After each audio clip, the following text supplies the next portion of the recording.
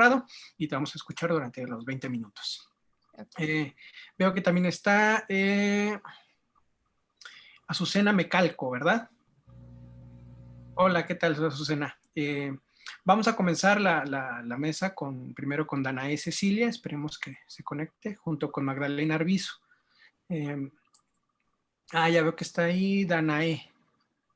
Hola, Danae, ¿cómo estás? Muy bien, gracias. ¿Y ustedes qué tal? Bien, bien. Un gusto conocerte, Danae. A las 6:15 le damos inicio a la presentación formal. Y pues bueno, tú vas a presentar primero. ¿No está aquí Magdalena Arbizu? Sí, en un momento se conecta. Es que pensamos que justo iba a empezar a las 6:15, entonces no se preocupe, se va a conectar. Perfecto. Ok. Bueno, vamos a empezar con Danae, seguimos con Nadia Vázquez y continuamos con Azucena Mecalco. Al final me toca a mí compartir la presentación. Y pues bueno, si no hay ninguna duda, en 4 minutos damos inicio a la sesión.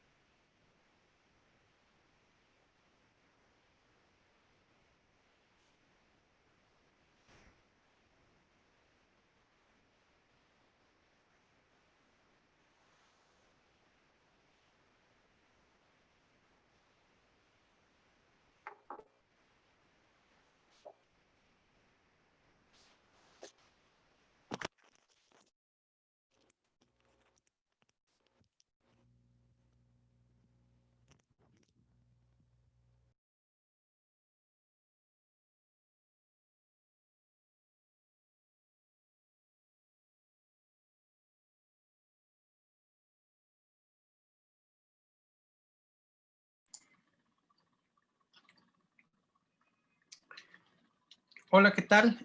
Vamos a comenzar la mesa 6 de este Congreso Internacional de Seminario Permanente de Análisis Cinematográfico de Sepancine, que en esta ocasión tiene el honor de llevarse a cabo gracias al apoyo de la Universidad Autónoma de Querétaro y pues bueno, por medio de esta plataforma digital es que en esta circunstancia nos podemos encontrar.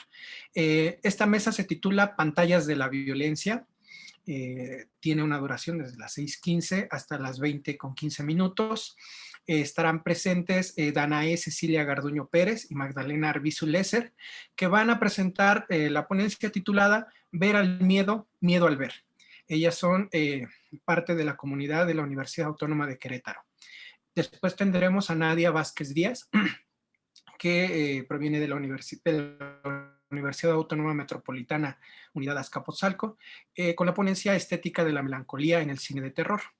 Después tendremos a Azucena Mecalco López, que presentará la ponencia titulada La construcción del romanticismo bélico en el cine a través de leitmotiv visuales. Finalmente tendré el honor de compartirles mi ponencia sobre las epidemias en los géneros cinematográficos. Les doy algunas recomendaciones y reglas para poder, digamos, llevar a cabo esta sesión de una manera armónica. La primera es que las personas que no estén en el uso de la palabra se aseguren de tener apagado su micrófono para no interrumpir, sobre todo, a los ponentes. Vamos a desarrollar la sesión con de las ponencias de manera continua y al final tendremos un espacio para las preguntas y las respuestas. Cada ponencia va a durar 20 minutos. 5 minutos antes de que termine la ponencia les daré un aviso, intentando no interrumpir, no ser tan disruptor en su presentación. Les daré un aviso, quedan 5 minutos, y cuando les quede un minuto, simplemente les daré un aviso de que por favor vayan concluyendo su presentación. Bueno, esas serían como las recomendaciones principales. Y vamos a comenzar con la ponencia de Magdalena Arbizu Lesser y Danae Cecilia Garduño Pérez, que se titula Ver al miedo, miedo al ver. Ellas son estudiantes de la primera generación de la licenciatura en Humanidades y Producción de Imágenes de la Universidad Autónoma de Querétaro. Pues les cedo la palabra y bienvenidos a esta mesa. Muchas gracias. Buenas tardes a todos y qué bueno verlos aquí. Danae y yo hicimos una ponencia juntas y también hicimos un video para ejemplificar más o menos nuestras ideas. Se los voy a poner en el chat. Es un drive, si quieren descargarlo o no, si pueden meterse, lo puse de libre acceso. Y la idea sería que ustedes lo fueran viendo mientras nosotras les vamos relatando nuestras ideas. Entonces, si quieren irse metiendo al link y ahorita les daríamos la indicación para que todos lo pongamos más o menos al mismo tiempo y terminemos al mismo tiempo.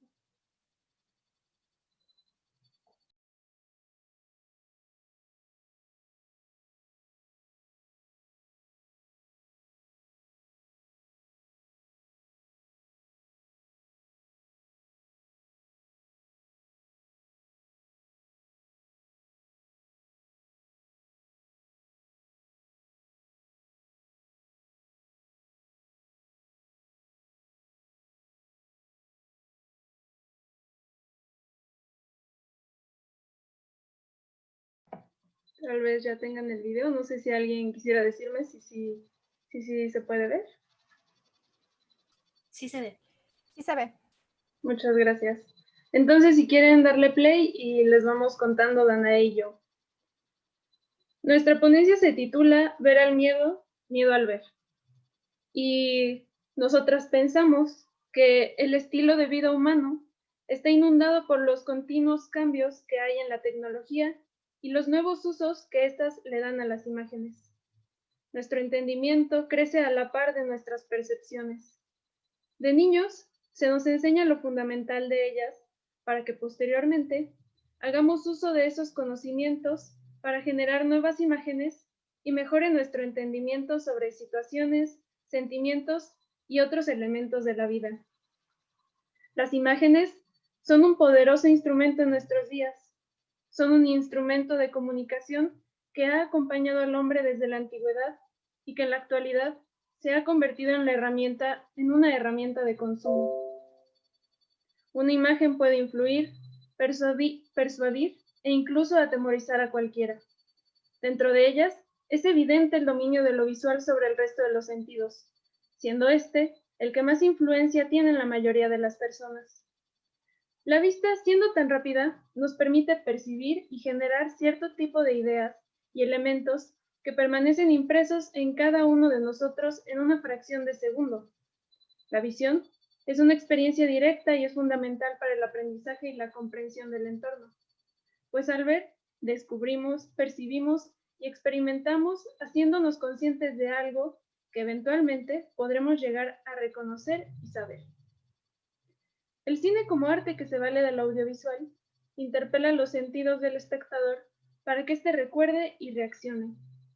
Las acciones y los acontecimientos dramáticos que se registran y reproducen dentro de una película son, citando a Adonis en la sintaxis de la imagen, instrumentos de exactitud absoluta, en constante movimiento.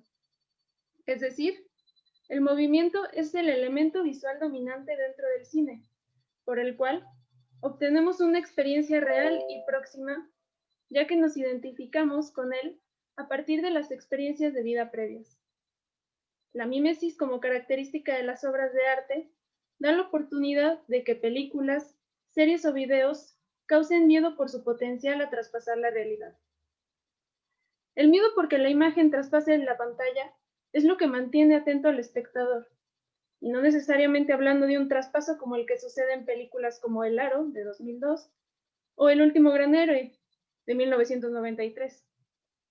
Pensemos en uno que nos interpele más cercanamente como espectadores.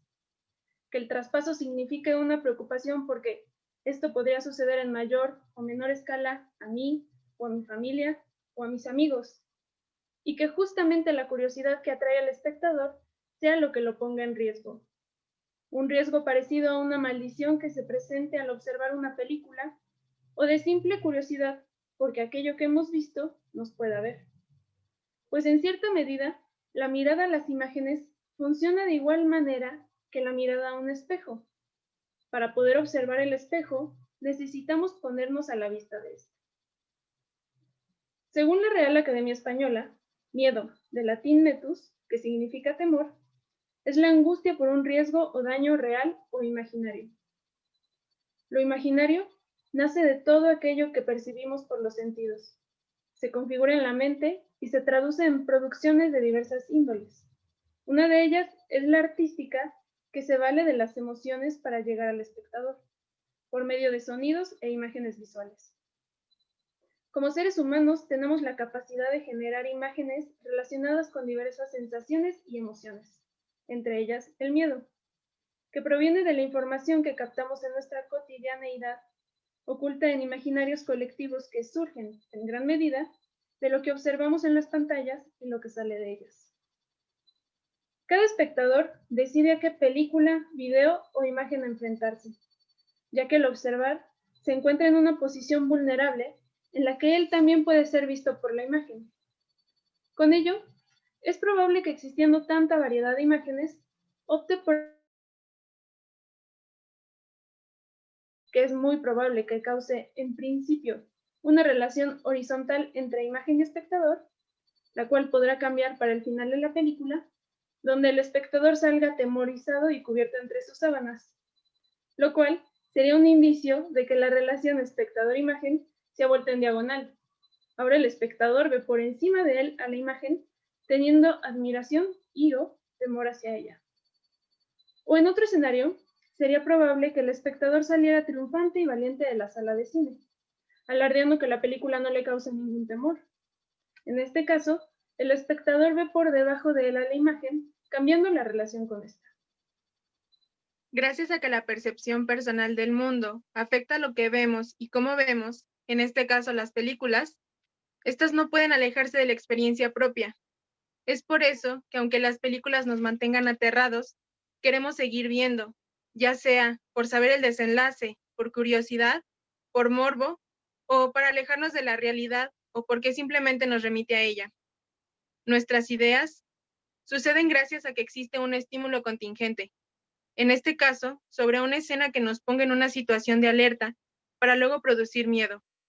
El miedo que producen las imágenes puede relacionarse con experiencias previas. También es posible que el miedo provenga de ser o no ser percibidos. El ser percibidos suele atemorizar más en las películas de terror o suspenso, pues uno prefiere ser invisible ante el enemigo para no ser atacado o atacar con mayor precisión. Como espectador, resulta casi imposible ser invisible. Para ver, uno tiene que ser visto, y no importa de qué formato estemos hablando. Todos nos piden algo para poder ver. Si pensamos en la forma convencional de ver películas, en una sala de cine, con más gente que en su mayoría serán desconocidos, la asistencia del espectador a esta sala ya lo pone en posición de ser visto, lo cual también ocurre en otros formatos para ver películas, por ejemplo en el celular. Si por el miedo a ser vistos no se ve la película en la pantalla grande, y sí en la comodidad del hogar y en soledad, esto no es para nada garantía de que uno no sea visto, pues no es ningún secreto la clase de espionaje que se vive a través de las cámaras de estos dispositivos, o la recolección de información que generan los sitios web por medio de las cookies, y que uno termina aceptando para poder mirar las películas deseadas. Es real que vivimos en una cultura llena de miedo que nos hace preferir quedarnos en la comodidad del hogar y ver películas en formatos cada vez más pequeños, pues huimos de la ciudad, de las cámaras y de las miradas en sí, ya que de esta manera creemos correr menos riesgo, dado que las nuevas pantallas se valen de los sentidos, que prescinden más de la corta distancia, ya sea el oído o la vista. Con el afán de seguir descubriendo, pero poniéndonos en riesgo lo menos posible, se incentiva la creación de nuevos formatos para explorar, que al ponernos en el lugar de la realidad, se les concede un gran poder. De ahí que las imágenes tengan la posibilidad de dañar, lo cual nos ha puesto a disposición de ellas. Pero no es que la imagen por sí sola pueda hacer, deshacer o dañar, no. Para ello se necesita el factor humano, que es incentivado por las imágenes de distintas formas. Una de ellas es el miedo. El miedo, visto en la pantalla que sea, se debe a que creemos en ella. Creemos lo que escuchamos y vemos, por más inverosímil e ilógico que parezca la película o el video, pues es difícil no creer en los ojos que ven y los oídos que escuchan, ya que se ve una relación entre ello y en nuestra realidad que nos hace pensar en la posibilidad de que la imagen deje de serlo y se convierta en algo más. Creemos en ellas porque nos han acompañado en nuestras vidas. El funcionamiento de las representaciones de las imágenes se construye a partir de las necesidades, tendencias o limitaciones de una sociedad. Todo aquel que tenga un aparato electrónico con una pantalla e internet en cualquier parte del mundo puede presenciar los momentos históricos de la humanidad a cualquier hora. Acontecimientos que podrían haber sido eliminados de la experiencia individual, pero son contemplados por el penetrante ojo de la cámara y transmitidos a las distintas redes para hacer uso de esa información como más nos convenga. Las pantallas han modificado las relaciones actuales, convirtiéndose en una extensión de nuestra existencia. Antes, se podía estar en un espacio sin el constante sonido de la notificación de un mensaje, el zumbido de una llamada o cualquier cosa que implique tener un celular. Ahora, nuestras vidas están dentro de estos pequeños y costosos, aunque no todos, aparatos rectangulares. Somos esclavos de las notificaciones. Si bien estos aparatos no nos resuelven la vida, dándonos alcance a casi cualquier película, video, imagen o información. El miedo por lo que implica tener un aparato electrónico surge al darnos cuenta de que no somos los únicos con este acceso. Podemos percibir que alguien más está dentro de estas aplicaciones. Nos percatamos de que estamos siendo observados y que al mencionar cualquier palabra al azar, comenzamos a recibir propaganda relacionada a ello. El funcionamiento de las pantallas produce un discurso que va más allá de la simple constatación de hechos y acciones. La constante transmisión de información y de acontecimientos por medio de ellas provoca una construcción de nuevas estrategias para mantener el interés de los receptores en los materiales cinematográficos, en las imágenes o en cualquier tipo de información. Las distracciones del entorno influyen intensamente en las opciones visuales y en el comportamiento de los individuos. Las empresas, las compañías telefónicas o quien busque cualquier tipo de beneficio prioriza estas limitaciones para establecer de manera clara fórmulas visuales y enfáticas para mantenernos en contacto con las pantallas. Los realizadores de los programas buscan neutralizar las distracciones de las pantallas para mantenerlas en un constante consumo y control. Aún con todo ello, seguimos consumiendo dentro de estas nuevas pantallas que no solo encarcelan la experiencia cinematográfica y las películas, sino también a nosotros, los espectadores. Pero al fin y al cabo nos brindan acceso a nuevas y más experiencias que una sala convencional de cine. Nos dan la oportunidad de que al encarcelar la experiencia, se encarcela en parte los medios. y los miedos, aunque impliquen donar a cambio un alejamiento de la realidad. Bueno, eso sería todo por nuestra parte. Muchísimas gracias por la atención. Les cedo la palabra a Baldomero y pues esperamos sus preguntas y sus intervenciones para el finalizar de las siguientes ponencias. Muchas gracias. Muchas gracias por su participación, chicas. Bravo, sus reflexiones me parecen muy, muy interesantes. Ya discutiremos un poco sobre lo que platicaron en su presentación al final de las ponencias. Ahora le doy la palabra a Nadia Vázquez Díaz, que va a presentar la ponencia Estética de la melancolía en el cine de terror. Nadia Vázquez Díaz es licenciada en Diseño de la Comunicación Gráfica, especialista en literatura mexicana del siglo XX por la UAM Azcapotzalco, maestra en literatura mexicana contemporánea en la misma institución, egresada de la segunda generación del diplomado interinstitucional en teoría y análisis cinematográfico en la Universidad Autónoma de la Ciudad de México. Sus líneas de investigación son literatura y cine, la melancolía como discurso disidente, narrativa gráfica mexicana, autobiografías gráficas y enseñanza del español como segunda lengua. Tienes la palabra, Nadia, por favor. Sí. Ya estoy compartiendo, ya. Ya está compartiendo. Muy bien. Gracias. Bueno, primero que todo, muchas gracias a los organizadores por haber aceptado mi trabajo y a ustedes por estar aquí en este momento. Voy a compartir con ustedes mi trabajo sobre estética de la melancolía en el cine de terror, específicamente el caso de Get Out de Jordan Peele de 2017.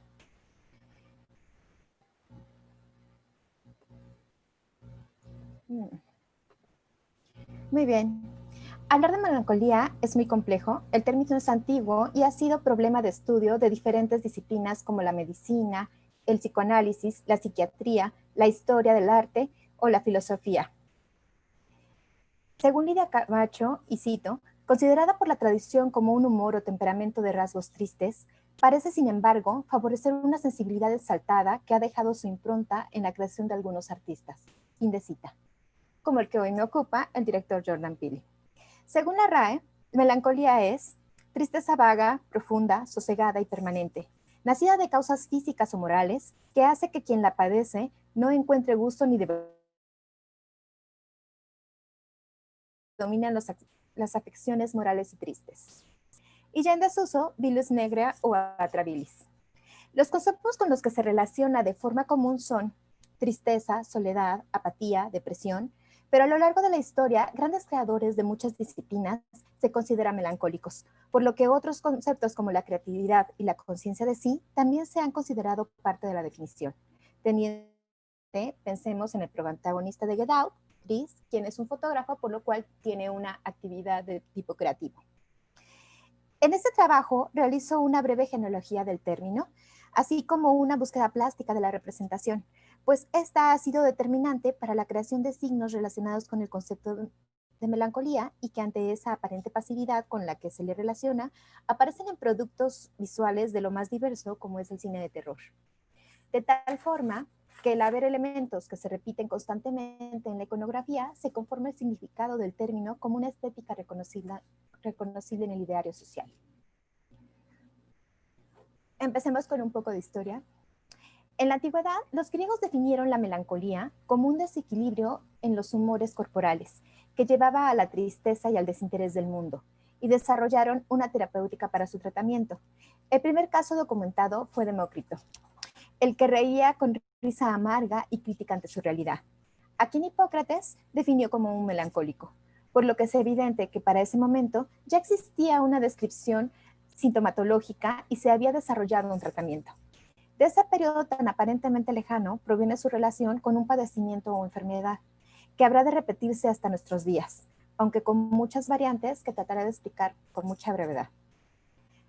Los griegos suponían la existencia de un orden previo universal que se manifiesta manifiesta en ideas como la naturaleza humana, la lisomoira, que es la idea griega de la proporcionalidad entre los elementos fundamentales del organismo, y la arete, que es la simetría de las partes que conforman el cuerpo. Ambas decisivas para las primeras definiciones de salud y enfermedad. Así pues, para las escuelas epicúrea y jónica, había unidad entre cuerpo y alma. Esta era una sustancia más en los músculos y los huesos. No es de extrañar, pues, que estados alterados aparezcan como parte de la representación actual, si desde hace siglos se le ha denominado como un estado de desequilibrio.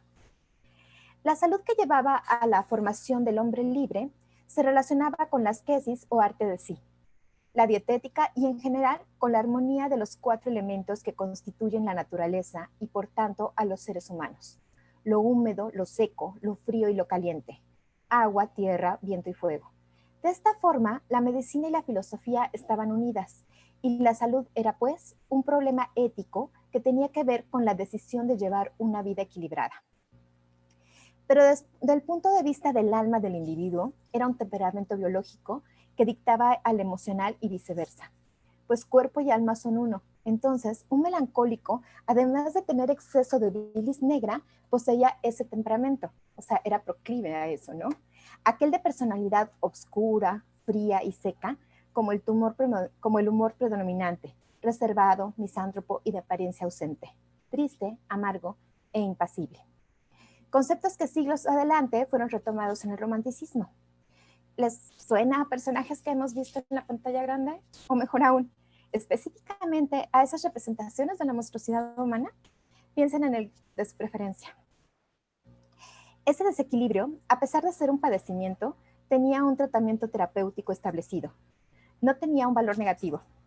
De hecho, en el problema 30, Aristóteles parte de la pregunta: ¿por qué los hombres excepcionales en la filosofía, en la política, en la poesía o en las artes son ostensiblemente melancólicos? ¿Algunos al grado de padecer males provocados por la bilis negra?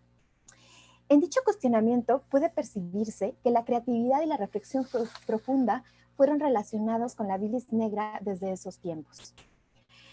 La transición a la época medieval fue complejizando la melancolía, sobre todo desde el punto de vista médico. Aunque se mantuvieron conceptos como la unidad entre cuerpo y espíritu y el temperamento, en el medioevo la explicación teórica asoció la melancolía con la enseñanza bíblica de la caída y la salvación. Para empezar, se incluyó el concepto de asedia, que sufrían los monjes ascetas que se iban a vivir al desierto, por lo que en el siglo XII aludía a fastidio, aburrimiento, falta de fervor. También apareció la idea de espíritus malignos que afectaban al cuerpo y la mente de la persona, y adquirió la dimensión de pecado. Asimismo, es en este periodo cuando aparece la relación de la melancolía con la locura, ya que desde la antigüedad, el signo mayor de la locura ha sido la transformación del hombre en otro distinto. A finales de la Edad Media, la imagen del melancólico es amarga, triste y enferma, muy alejada del político, poeta o artista griego. Por una parte, el concepto religioso. Para Abraham Vicencio, la iconografía occidental se ha servido de la tortuosa figura de un corazón traspasado por el más agudo penar, las devociones medievales de la Virgen de los Alfileres, que representaban los misterios dolorosos del rosario. Por otra parte, su unión a la reflexión sobre la muerte.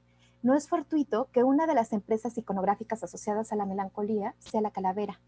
Ermitaños y ascetas se acompañan de este emblema, pero también sugiere una meditación en torno a la finitud del cuerpo y el intelecto. Así pues, el Renacimiento se aleja de la idea de la asedia en la medicina por considerarse algo propio de la moral y, por tanto, que debe ser tratado por la religión. Quizá lo más importante de este momento sea la magia natural, que unió la melancolía a su planeta regente Saturno. Algunos atributos de Saturno eran compartidos con la personificación de la muerte, tales como la guadaña, el reloj de arena, además como el más frío y seco de los planetas, se le asoció con la vejez, la miseria, la vergüenza y la muerte. Desde el punto de vista, y esa sería la representación más conocida de la melancolía, que es el grabado de Durero de 1514, que se titula así, Melancolía 1, ¿no? Es como famoso por ser el ángel de la melancolía. Desde el punto de vista de la literatura, a finales del siglo XVII en Alemania se dio un resurgimiento de la tragedia conocida como Trauerspiel, que literalmente se traduce como obra de dolor y cuyo significado es espectáculo del duelo. Este movimiento fue responsable de una relativa popularización de la idea del desconsuelo por la condición humana, encadenada a situaciones históricas y sociales específicas, sobre las cuales, independientemente de jerarquías, no se puede influir, abandonando el conflicto del héroe trágico con la divinidad rodeada de mitos y alegorías. El Trauerspiel creó historias de tinte fabulístico que concluían con moralejas basadas en la moral cristiana burguesa de su época y o ensalzando la redención de la conducta de los personajes previo al fatal desenlace. El luto, la desesperación, la locura y la genialidad reunidos de nuevo bajo un mismo género y nombre.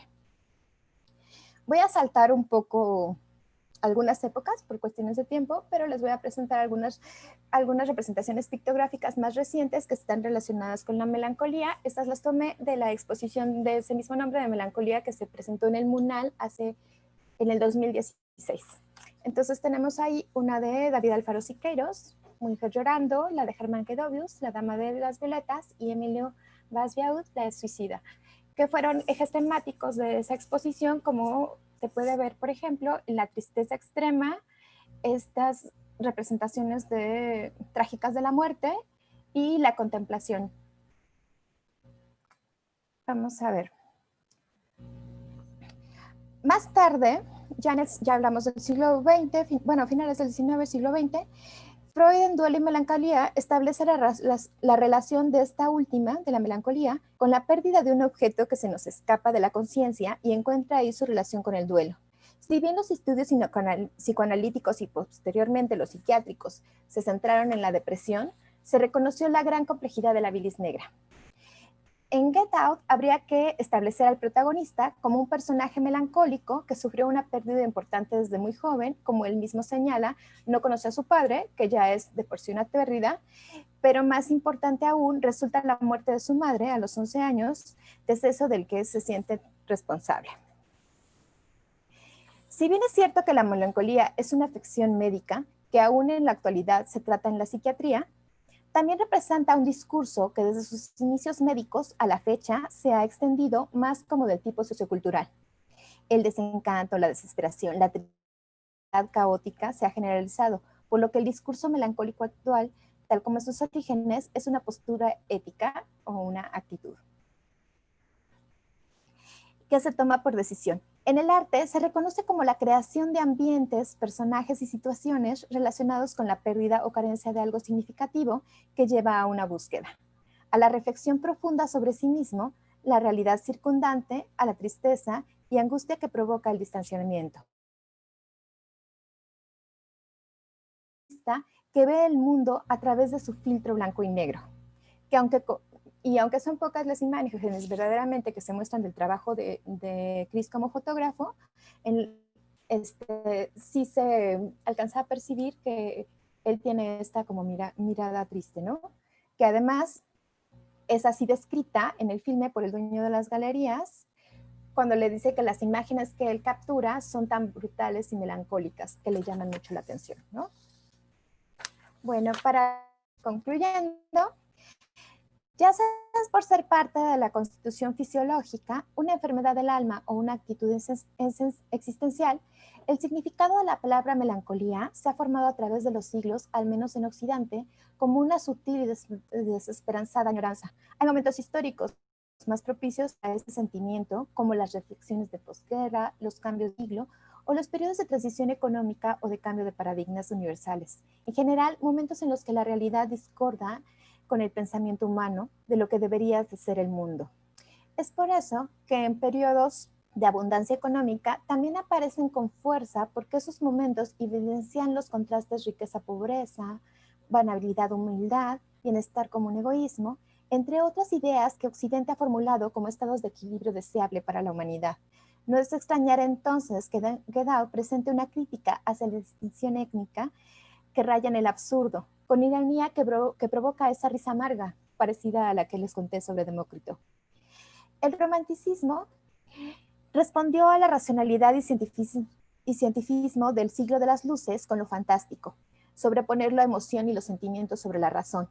fue algo contestatario, resultado del análisis profundo del camino que se estaba siguiendo para explicar el mundo. Llevaron a este miedo de lo que venía entre lo desconocido y misterioso, esa angustia leve de los cambios que se reflejan en las actitudes de los personajes góticos. Si bien este movimiento fue un periodo considerado como breve, su estética se mantiene latente en los siglos posteriores y retoma con fuerza en la actualidad. En el filme se observa una crítica a los avances médicos y a favor de quién pueden ser utilizados, ¿no? En esta situación de los trasplantes de cerebro humano con el objetivo de perpetuar la vida o de mejorar las condiciones de los miembros de una secta, ¿no?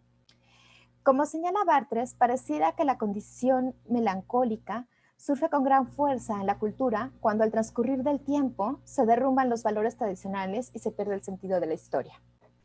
La tendencia reflexiva o solo la tristeza desesperanzadora cobra ecos en todas las formas culturales, de ahí que muchos a la luz del sol negro tengan propuestas similares o compatibles.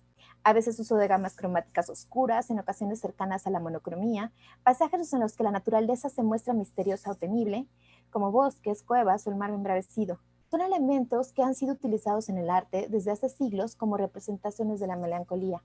A estos habría tal vez que añadir el propuesto por Pili, como Sunken Place.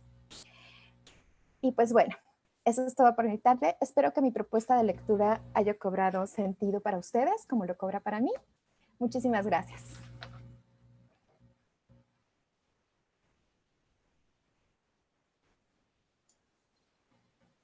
Wow, qué interesante trabajo, Nadia. Muchas felicidades por la exposición tan clara, tan amena y tan, tan precisa en todas las ideas que estás exponiendo de este desarrollo histórico. Muchas gracias. Esperemos que podamos discutir un poco más y que nos hables más sobre tu trabajo en la sesión de preguntas y respuestas. Ahora le voy a dar la palabra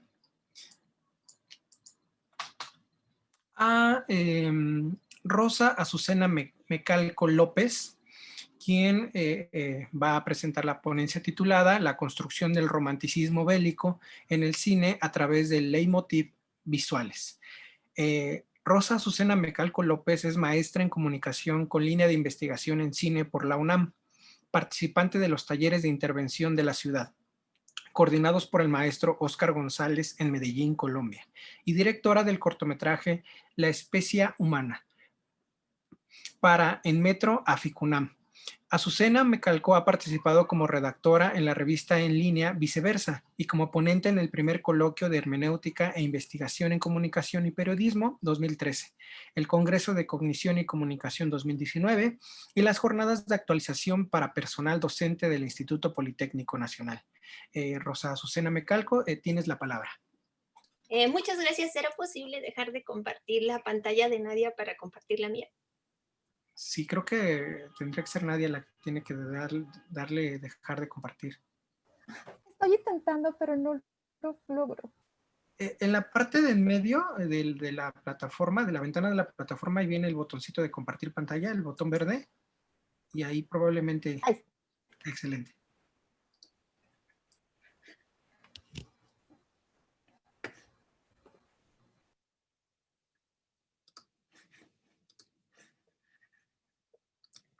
Ok, buenas tardes. Mi tema es el romanticismo, la construcción del romanticismo bélico en el cine a través de leitmotiv visuales. Primero quiero especificar a qué me refiero con un leitmotiv visual. Si bien algunos lo marcan como la figura desarrollada por Richard Wagner para señalar la aparición específica de un personaje o una emoción, esta palabra ha sido traspasada a otras artes como la literatura, el cine o el teatro. En el caso del cine surge un problema, como es un medio audiovisual, cuenta con características tanto de la literatura como de la música o el teatro. Debido a ello fue necesario teorizar para entender así al leitmotiv visual como un elemento visual recurrente y repetitivo dentro de la estructura fílmica que sirve como tópico principal dentro de una escena o serie de escenas y que además varía de acuerdo con su género y la tradición de la que se desprende. Por otra parte, el romanticismo no se puede generalizar solamente como las características compartidas durante una época sobre todo en lo referente a la literatura. Para entenderlo hay que hablar de 3 cualidades fundamentales, que son el alma romántica, la libertad entendida desde la perspectiva de Friedrich Schleiermacher y el amor y la muerte. De esta manera es posible ver las características asociadas a la guerra a través de la repetición recurrente de elementos visuales en el cine con temática bélica. La guerra es un tema recurrente en la cinematografía. Los números lo confirman y muestran una tendencia del público por observar desde un lugar seguro lo que ocurre en los campos de batalla. Incluso Edmond Roche ha asegurado que el cine no tan solo representa a la guerra, sino que es capaz de reemplazarla y convertirse en su propia imagen. Nos acerca a ella desde una postura confortable y nos transmite una versión idealizada del desastre que acontece dentro y fuera de los campos de batalla, todo ello por medio de leitmotiv visuales que se han transformado en los significantes de los signos nostalgia, amor, muerte, y que reconocemos por medio de abstracciones. Abstraemos situaciones, objetos e incluso personas, y de acuerdo con la tradición de la que nos desprendemos y con base en ello reaccionamos frente a los fenómenos que nos rodean, comprendemos al mundo y además interactuamos con él. Lo mismo ocurre con el cine. Igual que nosotros nos desarrollamos de forma ontológica, lo hace él y crea estereotipos identificables o representaciones que se expresan por medio de signos visuales y sonoros que crean universos creíbles. En este punto surge el cine más allá de las concepciones constructivista o realista, porque se presenta como ventana y marco, porque ya no solo permite visualizar un escenario, sino que lo delimita e impide que la mirada escape del foco de la estructura. Los acontecimientos en pantalla nos conducen de un momento de ruptura a otro, haciendo acopio de sus leitmotiv visuales concatenados en los que la estética juega un papel trascendental, pues apela a la sensibilidad del espectador. Siguiendo a Vicente Castellanos, lo sublime se experimenta y obliga al espectador a entrar en contacto a veces de manera violenta con su ser. Sin embargo, esa concepción de lo sublime se construye desde nuestra propia tradición, que entra en consonancia con la tradición cinematográfica. Edmond Roche señala que fue a partir de la presentación de Vistas del Ejército que el cine bélico hizo su aparición, y a partir de 1897, con The Little Red, que ya contaba con un argumento, el desastre de la guerra se transmutó en miles de historias. Sin embargo, los valores asociados a cada una de las películas y las formas estéticas en las que se presentan en pantalla son visualizaciones de una tradición entendida por Martin Heidegger como todos los elementos que nos forman como objeto sujeto dentro de un mundo que nos transforma y al mismo tiempo transformamos. Así, los ángulos de los que hablaba Pierre Solin ahora se expresan en un sentido doble, que es el posicionamiento de la cámara y el posicionamiento o postura del equipo de producción. Lo visible a través de la ventana cinematográfica está delimitado por su marco. Así lo demuestran, por ejemplo, The Birth of a Nation, en donde se introduce desde el inicio de forma explícita la segregación racial preponderante en esa época, en un group shock, en donde sin tapujos la población afroamericana baila para entretener a los invitados de sus amos. Pero esa imagen quedó muy lejos cuando en 1989 Edward Zwick presentó una visión distinta de la Guerra de Secesión estadounidense, en donde el coronel Robert Gould encabeza un grupo que intenta ganar la guerra auxiliado con un batallón de soldados afroamericanos, y aún esta visión se percibe racista en comparación con Free State of Jones, en donde Matthew McConaughey encarna a Newton Knight, campesino sureño que guía a un grupo de forajidos para defender su propio concepto de libertad. Desde luego, las condiciones de producción y la forma de tratar el tópico racial y el tópico bélico produjo, como se puede ver en la tabla Desarrollo ontológico del cine con respecto a la tradición de producción. Las evidencias de la tradición también se pueden ver en otras películas como Taiheijo no Arashi, donde se narran los acontecimientos ante las batallas de Pearl Harbor y la derrota japonesa en Midway desde una perspectiva supranacionalista, y la película habla del dolor y la deshonra de la derrota a través de la música de piano para los momentos dramáticos, las marchas militares para las batallas y diálogos como la guerra no significa la muerte, y pese a ello Matsubayashi nunca justifica las acciones del ejército japonés ni demoniza al ejército estadounidense, sino que muestra todo como parte inevitable de un conflicto. Muy al contrario de lo que pudimos ver en Pearl Harbor o Midway, que si bien son películas que están separadas por 20 años de diferencia y cuyos directores pertenecen a ámbitos familiares diferentes, sí coinciden en que pertenecen a la tradición hollywoodense, y estos derivan en la creación de dramas bélicos constituidos con la estructura de películas de acción, en donde los planos holandeses y el recorte de plano contra plano genera el movimiento de la película. Pero lejos de las contradicciones asociadas a la tradición, todas las películas mencionadas cuentan con características audiovisuales muy semejantes. Las películas bélicas adquieren en pantalla apelan más al patos que al logos, generando una experiencia estética detonada por la sensibilidad y no por la veracidad de los hechos narrados. Los significantes de signos como sufrimiento, nostalgia, amor o muerte se traducen en encuadres limitados por un marco que le impide al espectador ir más allá del foco de la producción del relato. Y frente a esas construcciones, nosotros como espectadores nos asomamos afuera de nuestra realidad y al mismo tiempo dentro de la realidad diegética que, de acuerdo con Comolli, altera al mundo y lo tiene por insuficiente e incompleto. La sucesión de imágenes y sonidos en pantalla dialoga con el espectador y sus emociones, llevándolo de un salto a otro a través de los momentos de ruptura.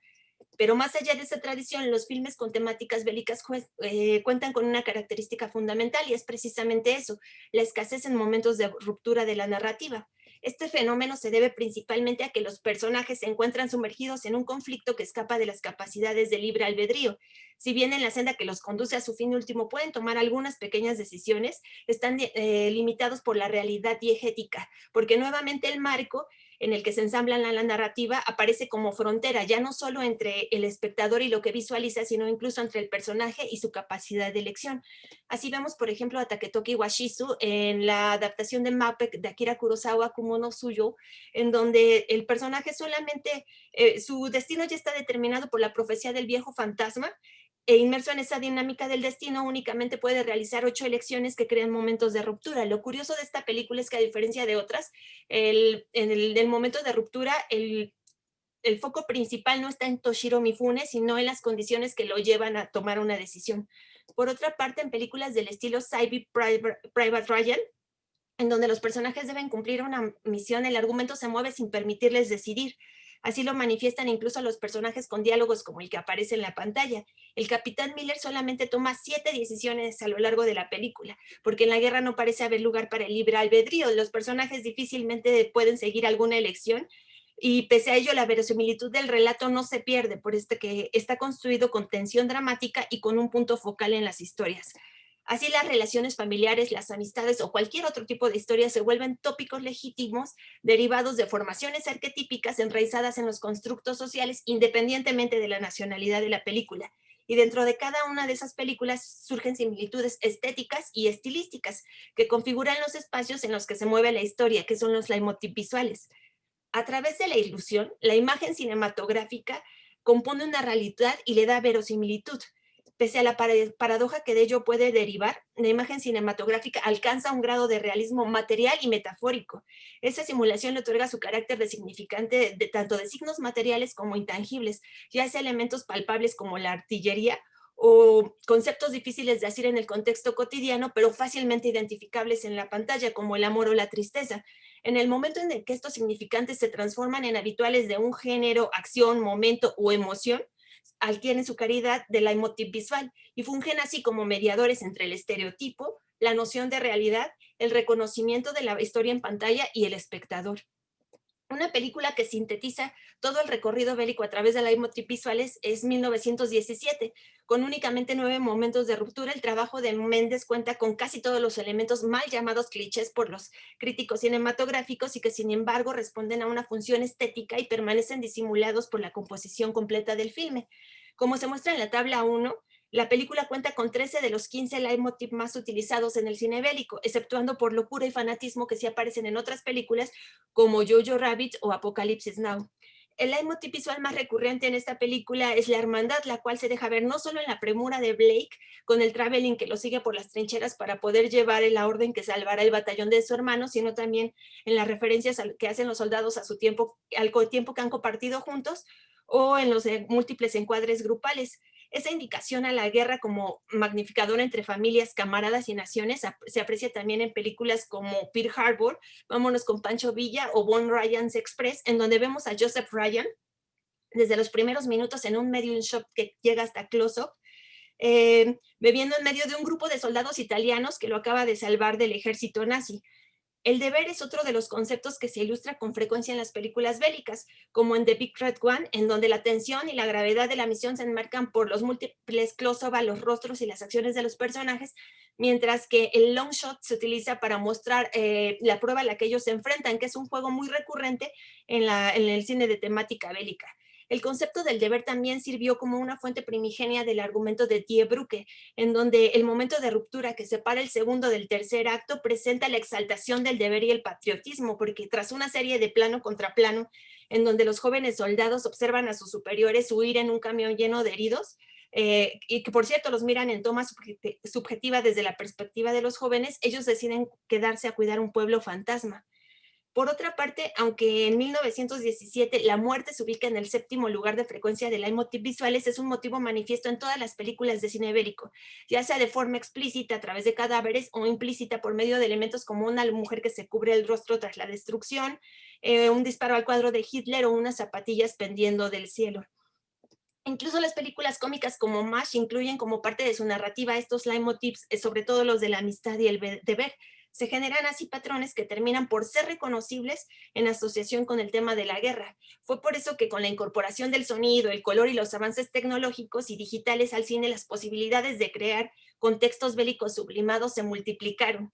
Y así la parcialidad de la ilusión de la que hablaba Arnheim fue perdiendo la forma fragmentada hasta enarbolar un nuevo significado de cómo debe de ser lo ilusorio.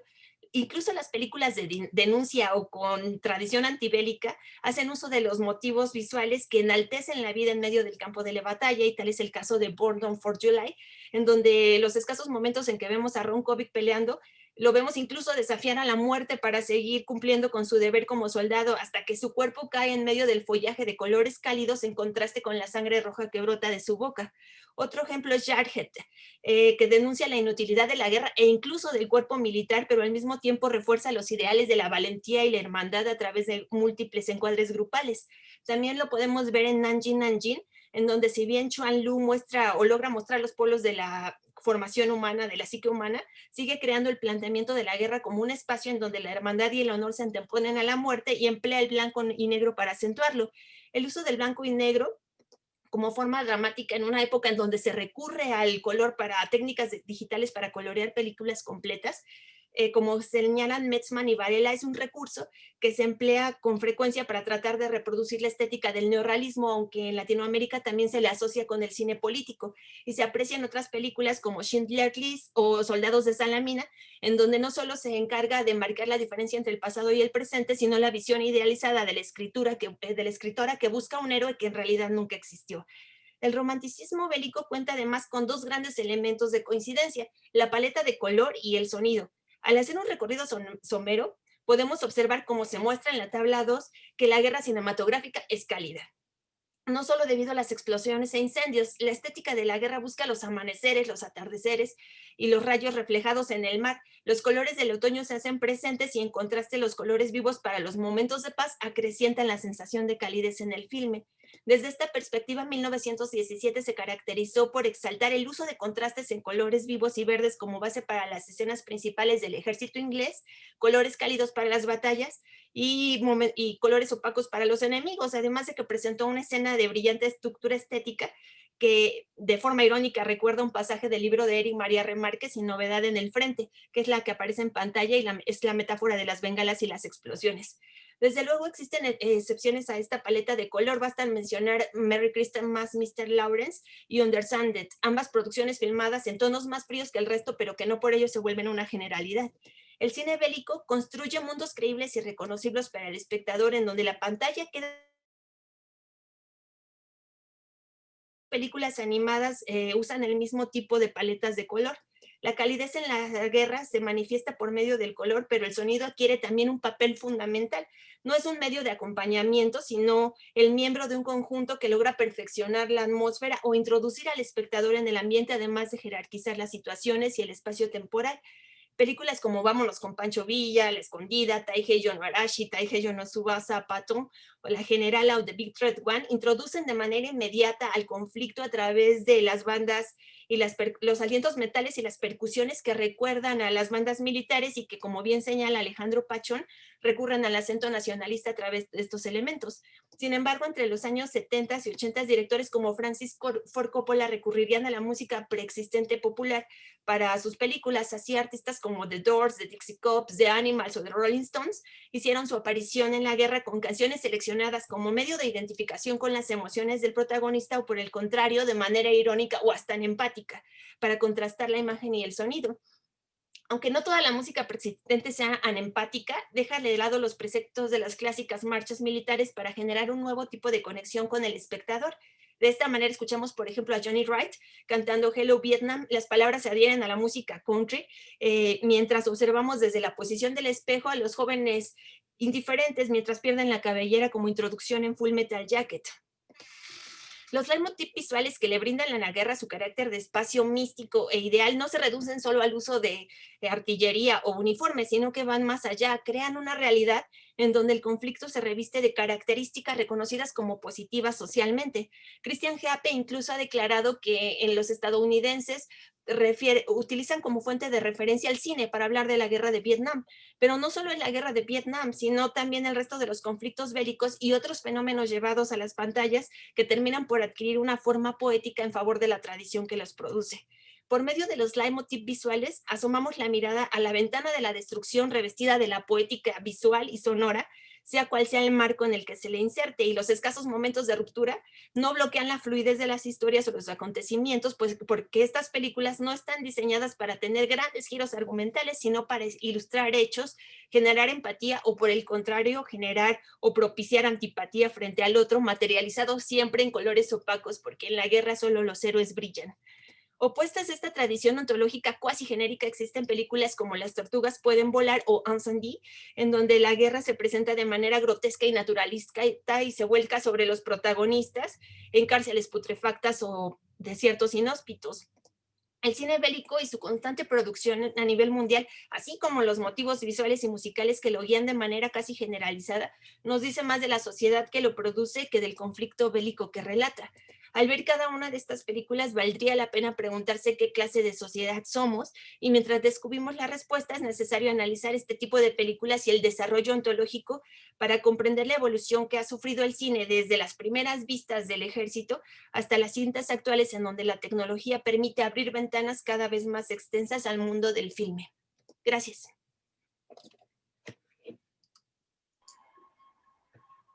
Muchas gracias por tu participación, Azucena.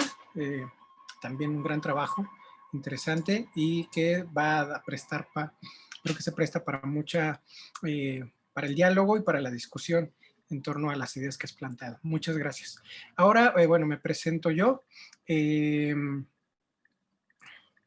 Soy Baldomero Ruiz Ortiz. Les voy a presentar el trabajo que se llama Las epidemias en los géneros cinematográficos. Yo soy profesor de tiempo completo en la Universidad del Valle de México, Campus Coyoacán. Estudié el doctorado en Ciencias Sociales de la Universidad Autónoma Metropolitana y actualmente estoy escribiendo la última parte de mi tesis doctoral sobre cine de epidemias y construcción de imaginarios sociales por medio de figuras retóricas. Les comparto mi pantalla.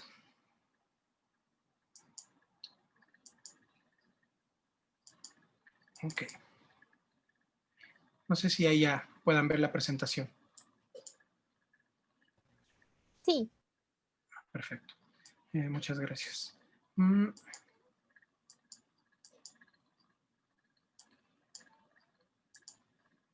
Bien, yo voy a comenzar con una pregunta que pues, probablemente muchos investigadores del cine nos hacemos. Parece que digamos que puede ser o pareciera que la pregunta más obvia pues podría ser, digamos que de fácil respuesta. Así como hay exposiciones aquí en las que se hicieron preguntas fundamentales sobre la imagen, que podría ser la pregunta más obvia, ¿qué es una imagen? O sobre la mirada, o también nosotros podríamos hacer un cuestionamiento sobre qué es el cine.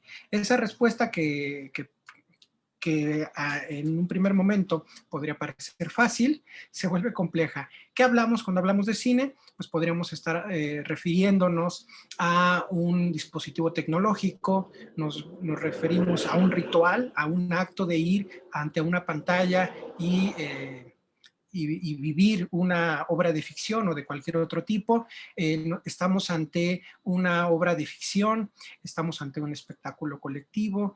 La forma de comprender el cine es muy importante y bueno, la pregunta básica pues bueno, sería esta: ¿qué es el cine? O es una de esas preguntas que podríamos comenzar a hacernos en una labor de indagación sobre esta cosa súper fundamental e importante en nuestra sociedad. Ahora, desde una mirada de las ciencias sociales, intentando acortar, podríamos preguntarnos, ¿por qué es importante estudiar este espectáculo colectivo? Y ahí, bueno, ya pueden comenzar a surgir una serie de respuestas tentativas sobre la relevancia de ver este fenómeno social, este fenómeno tecnológico, este fenómeno narrativo, este fenómeno artístico, como un elemento, como algo que puede ser estudiado.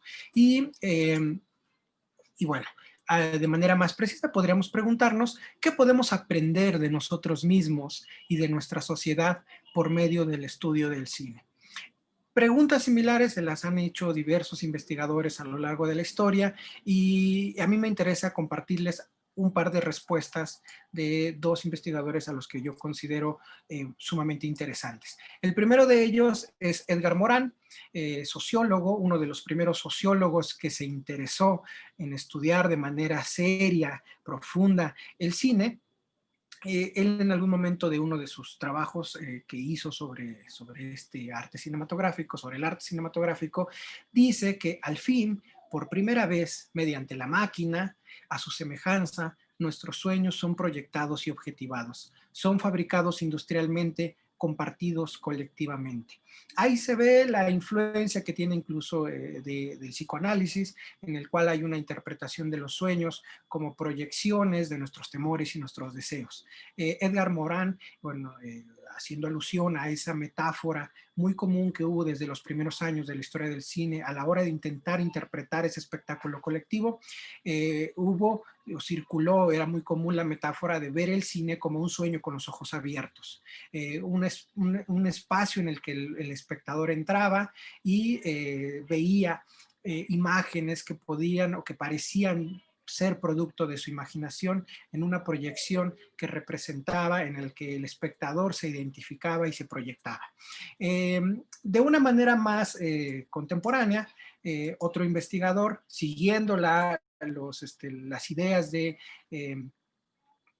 Edgar Morin, dice Gerard Inver que el cine es una formidable caja de Pandora a donde vienen a parar una serie infinita de obsesiones, deseos y fobias. La idea principal es que en el cine están ahí los deseos, las fobias, los temores, y que probablemente en esa manifestación está, en esa representación, está uno de los factores por los cuales a nosotros nos gusta tanto. Que podríamos decirlo también no solo del cine, sino de las manifestaciones narrativas. Todo el arte narrativo podría ser una de las respuestas, que encontremos una fascinación en el arte narrativo, porque ahí nos encontramos nosotros mismos, encontramos nuestros miedos, identificamos aquello que nosotros no lográbamos identificar de manera profunda en nosotros. A manera de propuesta y de reformulación de estas ideas, yo lo planteo de la siguiente manera, con una pequeña provocación de carácter mercadológico. El cine incorpora las fantasías, miedos y deseos que circulan en la sociedad para devolvérsela a los espectadores en forma de narraciones audiovisuales. En todo caso, veríamos o propondría ver el cine como un escaparate del imaginario social. Y en ese escaparate están esas fantasías, esos miedos que el cine recupera, que la industria cinematográfica recupera, proyecta y le devuelve a sus espectadores. Ahora sí, esta aproximación, esta perspectiva del cine, las películas sobre epidemias, pues que podríamos encontrar. Primero, bueno, para poder comprender o intentar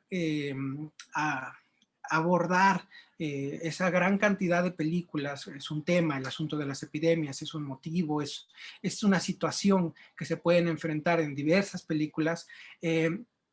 Y bueno, la propuesta es intentar acercarnos al estudio de los géneros que abordan y que proponen y que ponen en escena una epidemia. Pues bueno, vamos a proponer una clasificación muy, muy general.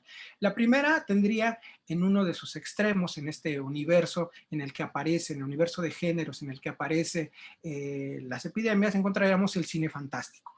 ¿Qué veremos en el cine fantástico? Principalmente encontraremos una construcción en la que las epidemias tienen un origen sobrenatural o provocan y tienen la capacidad de provocar transformaciones monstruosas. Generalmente la epidemia tiene, independientemente de que pueda surgir de las manos de un laboratorio, un elemento que escapa al poder de la física, de la comprensión racional y siempre parece tener una fuerza divina o satánica, un castigo o una fuerza diabólica que fue liberada, y eso provoca la transformación de los seres. En el otro polo vamos a encontrar, digamos, a lo que podríamos catalogar como cine realista. Le llamaremos cine realista, pero no necesariamente implica que sea un reflejo de la realidad, para nada. Digamos que sería un marco de verosimilitud. ¿Qué hay en este cine realista? Simplemente está en ese universo diegético, no hay una lectura que dé pie a una representación que dé pie a una interpretación sobrenatural de los acontecimientos. Todo es, digamos que tiene un origen biológico, que simplemente es parte de la vida y que las personas se tienen que enfrentar a ese suceso, que es una epidemia. Vamos a encontrar principalmente en este universo de películas, melodramas, thrillers, y bueno, hago énfasis en que no necesariamente son historias que se apegan a la realidad racional. ¿Okay? Si pensamos como en esta clasificación entre lo fantástico y lo realista, podríamos ubicar, ya saliendo del universo de las epidemias, películas como Rambo. ¿Okay? El Rambo puede ser tan fantasioso como cualquier película de vampiros, y a veces las películas de vampiros pueden tener un elemento que nos puede parecer más verosímil o más real que otras películas que no tienen el elemento fantástico, la interpretación sobrenatural de los hechos. Entre estas películas, en el horizonte, en el intermedio, estaría lo que Svetan Todorov llamó lo fantástico puro, que sería aquellas películas en las cuales el espectador, los mismos personajes no saben si están ante un fenómeno sobrenatural, ante un castigo divino o ante un hecho biológico. ¿Ok? Pensemos en películas que a lo mejor podrían catalogarse ahí como, no sé, Niños del Hombre. Podría estar en ese punto en el que no sabemos y no tenemos clara la dimensión, podemos dudar sobre eso. ¿Ok? ¿Qué vamos a encontrar en el cine fantástico? Vamos a encontrar, bueno, obviamente personajes monstruosos y construcciones alegóricas de las epidemias. La primera gran referencia que encontramos en la historia del cine probablemente sea la que nos dio el cine expresionista alemán, particularmente con dos películas de Murnau. La primera de ellas, Nosferatu, y la segunda, Fausto. En Nosferatu vamos a encontrar que la epidemia viaja con el vampiro y viaja con su ejército de ratas. El conde Orlok, digamos que este ser diabólico que hace un viaje al interior de la película desde Transilvania hacia otra ciudad, en este caso a una ciudad, híjole, que se llama, se me olvidó el nombre de la ciudad, pero bueno, hace un viaje en barco a todos los lados por donde pasa el vampiro, también comienza la peste. ¿Ok? Y podemos interpretar que estas películas le otorgan una imagen bien condensada, bien clara a la epidemia. El mismo vampiro, digamos que podría ser la representación visual de algo que podría interpretarse como sobrenatural, que es una epidemia. En el caso de Fausto vamos a encontrar esta reelaboración del mito y la leyenda del personaje alemán Fausto, que fue llevada, digamos que de manera magistral como obra cumbre por Goethe a principios del siglo XIX, en la historia que le dio una forma, la forma más canónica que todos conocemos. En esta adaptación encontramos que Fausto es un hombre que decide hacer un pacto con el diablo con el objetivo de poder acabar con una epidemia de peste. Todo el conocimiento, todo el saber, lo que Fausto, digamos, acumuló, el conocimiento que acumuló en una vida, fue insuficiente ante la epidemia que fue provocada por el mismo diablo. Y al reconocer que ni en el conocimiento ni en la religión tiene la capacidad de enfrentarse a ella, decide hacer un pacto satánico para lograr vencer a la peste. En estas interpretaciones, en estas representaciones de las epidemias, en el cine fantástico, en el cine expresionista, pues vamos a encontrar la herencia del espíritu romántico. Digamos que el cine expresionista es una continuación de, digamos que todo ese influjo romántico en el que los monstruos le dan vida a los terrores sociales, le dan una imagen a los terrores sociales. Lotte Eisner, en La pantalla diabólica, Lotte Eisner, una de las más importantes críticas de cine de Alemania, dice lo siguiente: es presuntuoso declarar que el cine alemán no es sino una prolongación del romanticismo y que la mecánica moderna no hace más que prestar formas visibles a las fantasías románticas. Ahora bien, estamos en un momento, la década de los años 20, en el que la epidemia, la peste, había dejado de tener esa fuerza como una enfermedad totalmente aterrorizadora.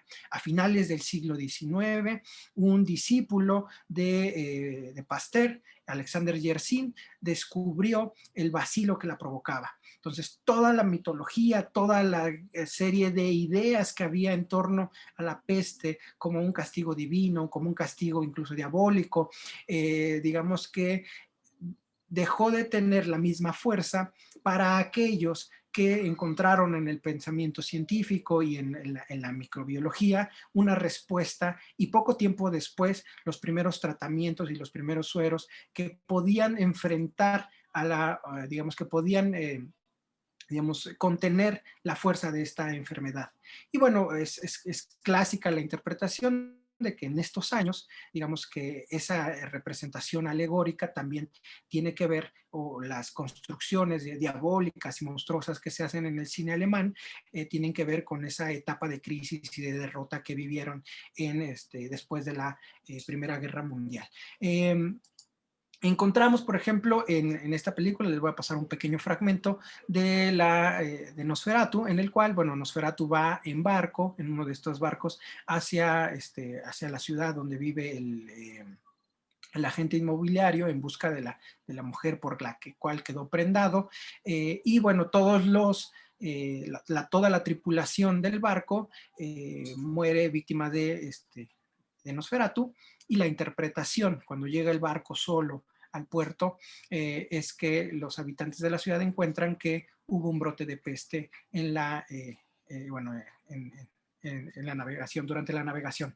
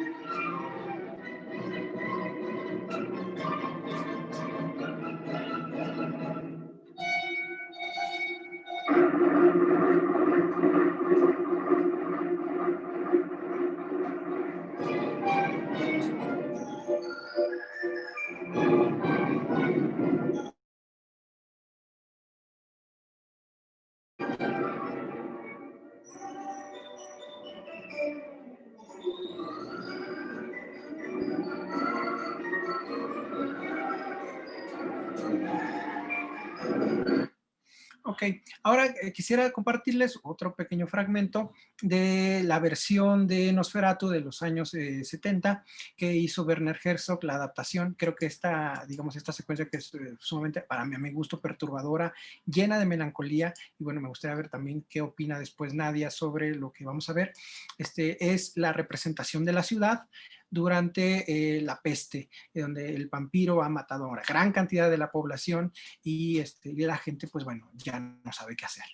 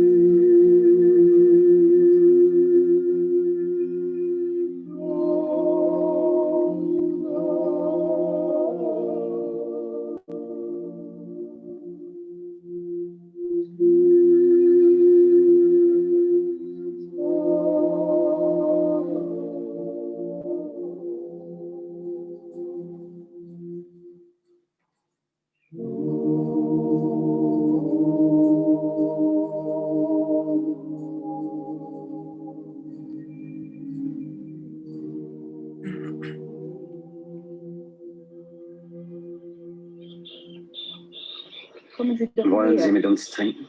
Seien Sie unser Gast. Wir haben alle die Pest. Zum ersten Mal freuen wir uns über jeden Tag, der uns bleibt.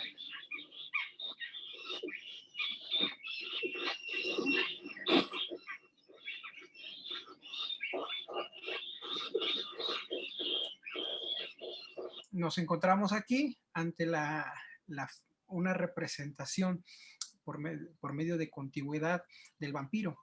Sus acompañantes en todo momento son las ratas, y es una forma de hacer presente, de indicarnos la presencia tanto del vampiro y por lo tanto también de la peste. Ante esto, la ciudad, en medio de la catástrofe, decide entregarse a una bacanal. Es un poco como citando un texto bíblico del libro de Isaías, como si los personajes dijeran: comamos y bebamos, que mañana moriremos. Y bueno, esta representación cinematográfica, que es común en las películas de la peste, pues bueno, tiene uno de sus antecedentes más relevantes en las danzas macabras, que en la Baja Edad Media, digamos a finales de la Edad Media, digamos, fueron comunes en una época en la que plagas como la peste, como la viruela, arrasaban a la población. Y bueno, este tipo de representaciones tienen un mensaje aleccionador en el que decían que todos los personajes de la sociedad, no importa si eres un papa o eres un campesino o eres un noble, todos al final pueden ser vencidos o van a terminar danzando con la muerte. Este conjunto de películas, de lo que encontramos aquí en el horizonte fantástico del cine y de las representaciones fantásticas de las epidemias, tienden a construir una imagen fáustica de la ciencia, que encontramos aquí, pues una imagen diabólica en la que el motivo de la epidemia se encuentra en una transgresión. Piensen en la idea, por ejemplo, del mismo Fausto, que en el afán de mayor conocimiento hace un pacto con el diablo. ¿No? Sus personajes románticos como Frankenstein, en la cual el científico, en un afán de crear vida, termina creando a un ser que es una amenaza para la vida. Hoy, digamos que en las nuevas adaptaciones de estas representaciones de la ciencia fáustica, con un espíritu romántico, vamos a encontrar principalmente que las bacterias y los virus son los nuevos Frankenstein de laboratorio. Bueno, hay una serie de películas que tienen esta tendencia a la hora de construir sus representaciones de las epidemias. Un antecedente importante, muy relevante, está en películas como La invasión de los ladrones de cuerpos, en otras como El último hombre sobre la tierra, que bueno, está basada en la novela Soy leyenda de Richard Matheson, y que bueno, ha tenido algunas versiones cinematográficas, tal vez la más popular y conocida porque es muy reciente y fue famosa en los últimos años, es la de Will Smith, la adaptación de hace unos 15 años que salió más o menos. Encontramos, por ejemplo, ya digamos que en esta vertiente todas las películas de epidemias virales de zombies. En este caso vamos a encontrar que así como el vampiro es la metáfora, la imagen metafórica de una enfermedad como la peste, los zombies se terminan convirtiendo en la imagen metafórica de los virus. Y bueno, ahí hay un elemento en común, es decir, encontramos a un zombie, a un virus como una entidad sin vida. ¿Okay? Sin embargo, tienen la capacidad de reproducirse, una capacidad de expansión y de devorar, digamos, que digamos, contraviene a nuestro sentido común de encontrar algo sin vida. Es una entidad no viva. Entonces, esta asociación entre los virus y los zombies nos puede dar una imagen de los miedos y fascinaciones que provocan las epidemias virales a través de las narraciones cinematográficas. Y bueno, esto es, digamos que particularmente en el siglo XXI, digamos, el conjunto de, vamos a llamarle franquicias zombies, han explotado esta idea, lo han llevado a extremos más hiperbólicos, en el que encontramos que la invasión zombie se convierte en algo trepidante, algo inevitable, algo que surge a partir, bueno, normalmente de un virus, de un laboratorio, de un descuido, de un error que provoca una catástrofe de carácter global. Por otro lado, el cine de apariencia realista, más que cine realista, vamos a llamarle cine de apariencia realista, vamos a encontrar aquí películas que normalmente tienen que ver o están más ancladas al melodrama. Una película muy interesante al respecto puede ser Aerosmith, que es un drama médico de un personaje, de un médico que se sacrifica, y que está en busca de una cura para todas las infecciones, todas las enfermedades infecciosas. Aquí hay un antecedente relevante en este tipo de narraciones en textos literarios. En el otro tenemos el romanticismo. Aquí vamos a encontrar la influencia de textos como los cazadores de bichos, una narración biográfica que cuenta la historia del héroes científicos que dieron su vida en el mundo de la microbiología por descubrir. Entre ellos están personajes como Pasteur, por ejemplo. Vamos a encontrar películas del cine negro. El cine negro tiene particularmente dos obras, The Killer That Stalks New York y Panic in the Streets, esta última de Elia Kazan, en el que el virus, bueno, en este caso la viruela y la peste, llegan a través de personajes extranjeros. Y esos personajes extranjeros son además criminales. Entonces la cacería policíaca se confunde con una cacería epidemiológica. También vamos a encontrar películas que tratan sobre epidemias en las biografías de científicos, en los melodramas, que cuentan la historia de personajes tropicales y Casas de Fuego. Sueños Tropicales, que cuenta la historia de Osvaldo Cruz, se le llama el sanitizador de Brasil, un científico que les ayudó mucho a combatir la fiebre amarilla en este país, y Salvador Massa, que fue un científico y un médico que estudió y combatió el mal de Chagas en las provincias argentinas. Vamos a encontrar en este conjunto de películas una tendencia a representar los elementos científicos con un carácter prometeico. ¿Qué vamos a entender por prometeico? Alguien que se sacrifica por la humanidad y le brinda el conocimiento o la solución ante un problema. El científico será un benefactor, alguien que termina dándole la solución al problema de las epidemias y dando, digamos, a partir de su conocimiento, y siempre en un término, en una dimensión trágica, ese hombre que se sacrifica pues va a sufrir por los demás y va a perder algo. ¿Qué vamos a encontrar en estas películas? Bueno, entre los temas vamos a encontrar sobre todo obras que están ancladas en epidemias reales. Entonces tenemos películas sobre ébola, sobre influenza, películas sobre SIDA, y particularmente las películas del SIDA, ahí pensemos que genéricamente han tendido a plantearse en forma de melodramas. 3 famosas: El filo de la duda, Filadelfia y El club de los desahuciados.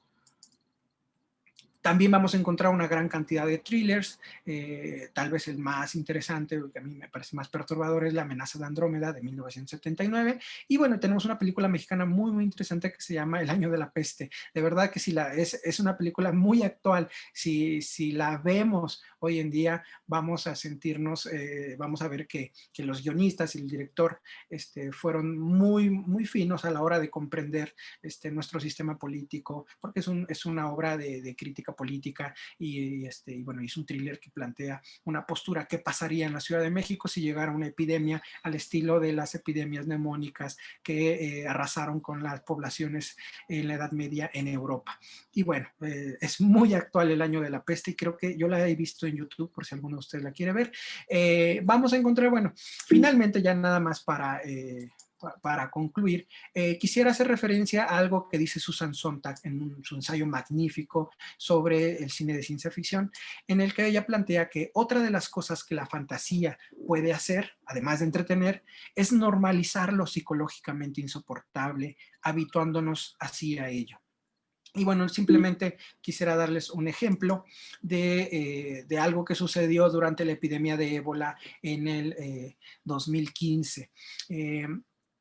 Un reportero de la cadena ABC News estaba transmitiendo información en Liberia, en una de las calles de una de sus ciudades, y bueno, estaba dando el reporte de que incluso los muertos ya estaban, digamos que, siendo abandonados los cuerpos en las calles de la ciudad. Durante su reporte, uno de estas personas, que aparentemente estaba muerto, en realidad era una persona que estaba agonizando y comenzó a mover la mano. Ahí, bueno, llegó el servicio de salud y recogieron a esta persona que estaba enferma. Pero en redes sociales y bueno, en las noticias se viralizó este fenómeno como si hubiera sido un zombie, un hombre que estaba infectado de ébola y que se convirtió en un zombie que regresó a la vida. Esta interpretación, bueno, se juntó con otras fake news de páginas que se dedican a producir información falsa, en el que, por ejemplo, circuló la imagen que está aquí a la derecha, que es una imagen que proviene de la película Guerra Mundial Z, y le dieron un formato de una noticia, en el cual pues dicen que digamos que se confirma que el ébola estaba asociado con el origen de algunos personajes que tenían, digamos, virtudes de ser un zombie. Este tipo de fenómenos que a lo mejor no a toda la población lo convencen, no todo el mundo cae en este tipo de trampas, sí son sintomáticos de cómo hay sectores de la población que, a partir del contacto con una serie de narraciones cinematográficas, pueden volverse insensible ante lo terrible, como un hombre agonizando, abandonado en una ciudad, padeciendo una enfermedad, es algo que nos debería conmover, se convierte en un espectáculo y en algo que interpretamos como un fenómeno de la ficción. Ahí está probablemente uno de los riesgos que tienen algunas vertientes de la construcción cinematográfica, más espectaculares, más comerciales, en la mirada de los espectadores. Y bueno, con esto concluyo y les agradezco su atención.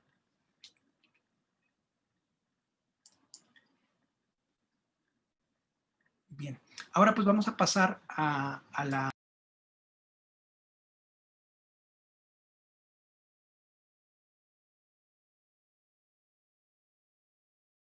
Silenciaste tu audio.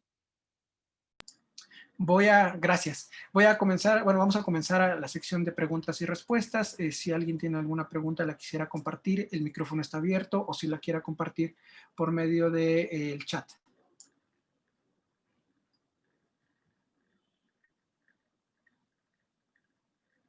Y discúlpeme por el tiempo que me pasé.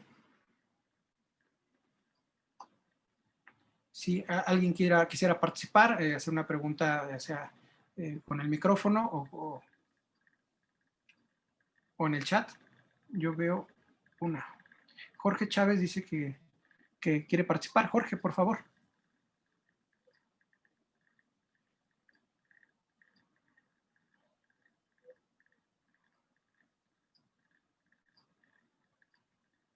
No dejan, bueno, pueden escribir. Bueno, aquí hay una de Lluvia Anaís. Ella dice, con respecto a la participación de Baldomero, se encuentra disponible en Movie un corto, Strasbourg 1518, justamente inspirado en la epidemia de baile de 1518 y haciendo una relación con el encierro actual. Muchas gracias, lo voy a consultar y bueno, espero que lo pueda ver. Muchas gracias por la recomendación. Ok, están desactivados los micrófonos. Para Magdalena y Cecilia, Daniel Carneluti quiere hacer una pregunta.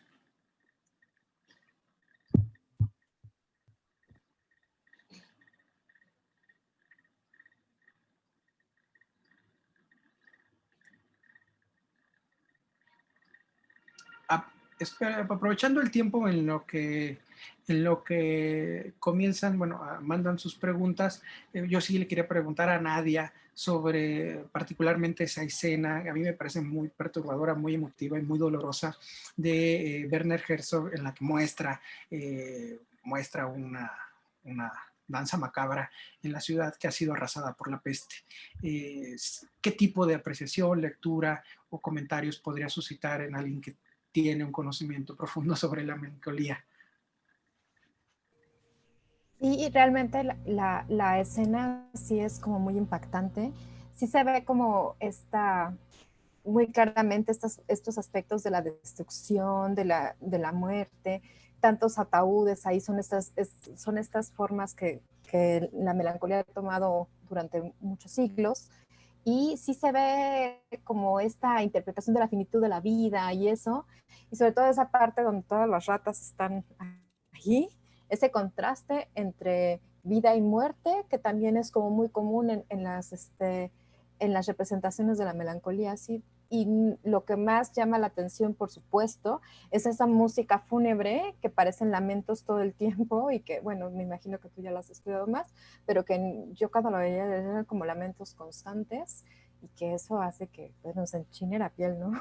Sí, sí, son como muchos signos que se han usado históricamente para representaciones de la melancolía, como todos juntos, ¿no? Es realmente muy, muy impactante. Tu audio está silenciado, Baldomero. Y probablemente, pues bueno, hay el elemento contrastante que puede hacerlo más perturbador, es que el hecho de que están celebrando, de que están festejando su próxima muerte. Bien, alguien, si quiera hacer una pregunta, alguien que tenga el micrófono abierto. Aprovecho que se abrió mi micrófono. Yo le estaba escribiendo, pero iba a quedar un poco larga, así que aprovecho para participar así.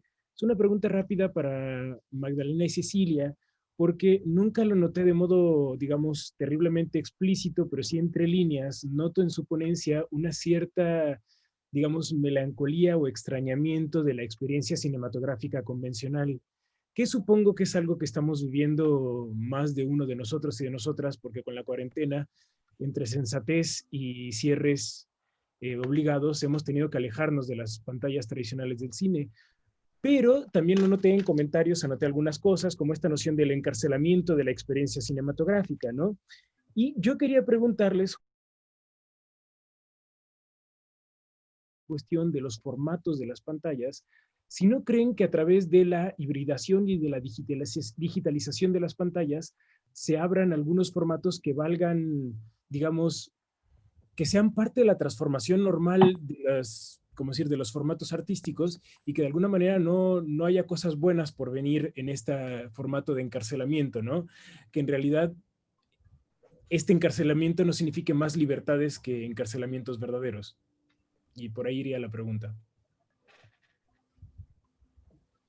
Pues, o sea, creo que Ana y yo lo pensábamos porque antes de la pandemia ya pasaba esto de que, sobre todo gente de nuestra edad, gente joven, dejaba de ir al cine para mejor ver cosas en streaming, ya sea porque salía más barato o por no salir de sus casas. Y sí tienes razón, ahorita por la pandemia, pues más que esté sucediendo esto porque quisiéramos, sino más bien se está dando como el extrañar ir al cine y entonces la gente que todavía iba al cine ya no puede ir al cine. Yo creo que sí va a haber nuevas maneras de ver cine, pero tal vez sea muy prematuro porque ahorita estaba pensando, pues es que el cine no tiene tanto tiempo, a diferencia de otras artes, entonces tal vez, o sea, a mí no se me ocurriría ahorita una manera de cómo se va a reconfigurar nuestra manera de ver cine, pero también nosotros no queríamos así como poner que una manera de ver cine es buena y otra es mala, sino que pues ambas tienen como sus lados buenos y su lado malo. Si estamos viendo películas en nuestra casa en vez de ir al cine, pues sí es más cómodo, pero también que estamos dando a cambio, ¿no? Y si estamos dispuestos a hacerlo, pues está bien, pero creo que muchas veces no somos conscientes, como que creemos que ya nos salvamos de la mirada de los demás y no necesariamente, y pues por el otro lado ir a ver el cine en colectivo en una sala de cine, pues no tiene que estar mal. Ahorita sí se entiende que a todos nos dé miedo porque pues igual el coronavirus es una cosa nueva, entonces no sabemos tampoco bien cómo funciona. Entonces yo creo que el problema es que estamos lidiando con dos cosas que son nuevas, cada quien a su manera, pero el coronavirus y el cine pues, no tienen mucho. Entonces, pues sí, es una invitación más bien a reflexionar sobre cómo vemos cine y que cada manera de ver cine tiene sus bondades, pero pues también tiene sus cosas adversas.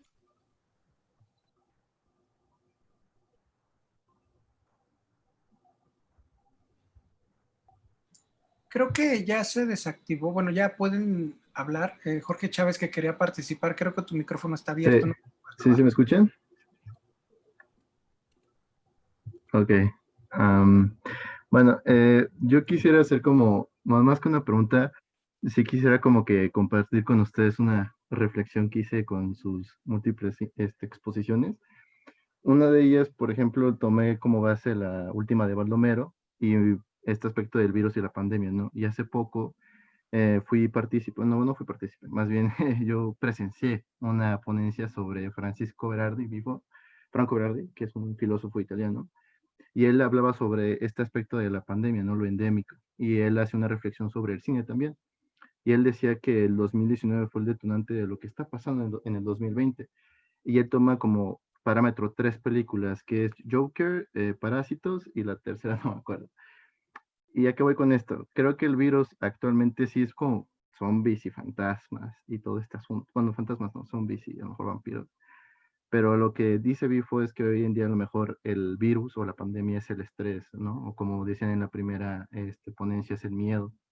Y eso quisiera ir, ¿no? O sea, por ejemplo, algo que me gusta mucho de las imágenes es este aspecto semiótico, como, bueno, rescatando un poco un concepto de Bifo que sería la infósfera. Pero también, no sé si, bueno, también me gustaría preguntarle, no sé si ustedes conozcan a Didi Uberman, que es un filósofo, creo que es francés, que habla mucho sobre las imágenes, y él dice que hay dos tipos de imágenes, que son las poderosas y son las potentes. Las poderosas dice que son estas partes de que son las que imponen, ¿no? Las que, por ejemplo, se podría decir que están en los escaparates, que están en todos lados, que nos inundan de imágenes, pero después dice que hay potentes. Por ejemplo, podría ser estas imágenes que nos hacen reflexionar, que nos escapan, no, como diría en un aspecto ya un poco filosófico, la potencia que dice Spinoza, ¿no? Pero también hay algo que hace falta, creo yo, en el cine, en el aspecto de que ya no hay acción. ¿A qué voy? Porque dice Didi Uberman, cuando tú tomas una foto, cuando tú haces una imagen, estás haciendo una acción, y esa acción conlleva algo. Pero dice Didi Uberman, hoy en día no hay acción, o sea, tomamos imágenes, y hay imágenes, y estamos inmensas, brotan de las calles, pero no hay una acción detrás de esas imágenes. Y después dice este aspecto, ¿no? De que me acuerdo de Foncuberta, y dice que hoy en día la fotografía no tiene dos aspectos que él dice que debería tener, que es memoria y verdad. Y creo que eso es muy importante, y ya para cerrar mi extensa participación, una disculpa, pero es que tenía todo este vómito que quería compartir, es este aspecto ay, eso me fue. O sea, ¿cómo podríamos hacer, como dice Deleuze cuando veía las pinturas de Bacon? Porque Bacon dice, Francis Bacon, que hoy en día la labor del artista o del pintor es muy difícil, porque cuando él pinta ya tiene la fotografía en el lienzo, y dice Bacon, no, la pintura debe romper con la fotografía, y no la fotografía debe ser el lienzo. Entonces la pregunta que les haría a todos los ponentes, claro, es cómo el cine tiene que romper con esta estructura o sutura semiótica simbólica de la fotografía en exceso para justo hacer una reflexión, ¿no? Sobre ello. No hacer que la pandemia entre el cine y todo este aspecto sea o el estrés o el miedo o un virus que hoy en día estamos adoleciendo. Entonces esa sería parte de mi reflexión y que desemboca en una pregunta. Así que bueno, muchas gracias.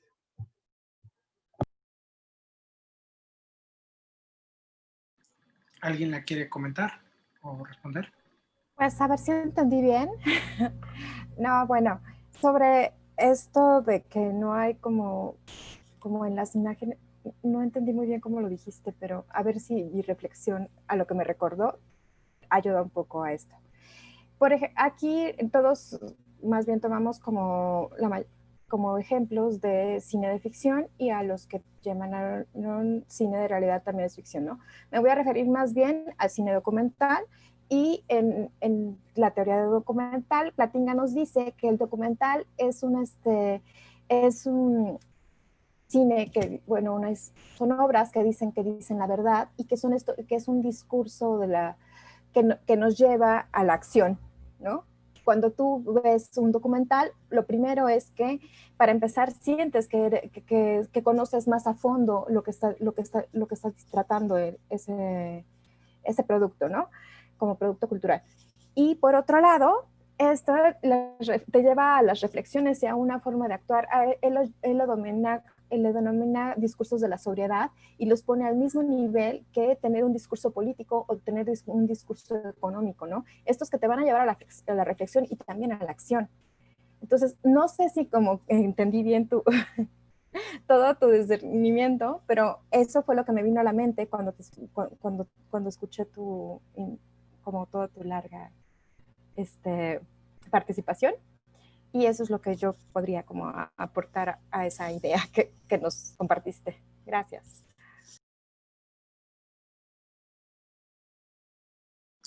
¿Alguien más tiene una pregunta o quiera participar, hacer un comentario?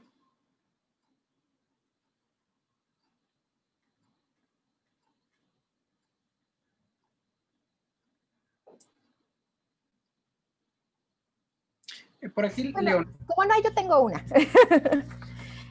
Es para Azucena y yo tengo, bueno, su trabajo realmente me pareció sorprendente. O sea, la verdad es que tienes un trabajo sobre el emotive muy, muy, muy bueno.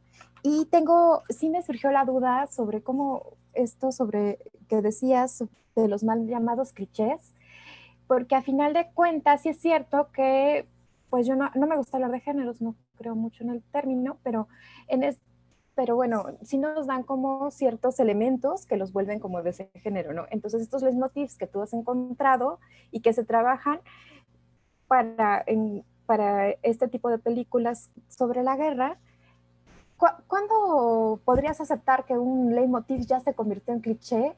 ¿Es algo que falta de pericia en el uso de la imagen o definitivamente no consideras que el cliché exista, pues? Bueno, no considero que el cliché exista como parte del análisis visual del cine, porque al final es necesario, las formas repetitivas son necesarias en el cine para que podamos entenderlo, porque sin ellas sería como en la vida sin estereotipos, que aunque tengan una connotación negativa desde algunas perspectivas, al final son el contraste que hay entre nuestro cerebro y la realidad para poder interactuar con ella. Y si no hay una base de contraste, entonces no podemos interactuar de las películas. Estos leitmotivs que se aparecen de forma recurrente son justamente el equivalente, bueno, no precisamente, al estereotipo en la función que representan, que es mediar entre lo que nosotros desconocemos de la película, que es el argumento que se nos va a presentar, y lo que ya tenemos por conocido tanto en la realidad diegética como en la realidad contextual en la que vivimos.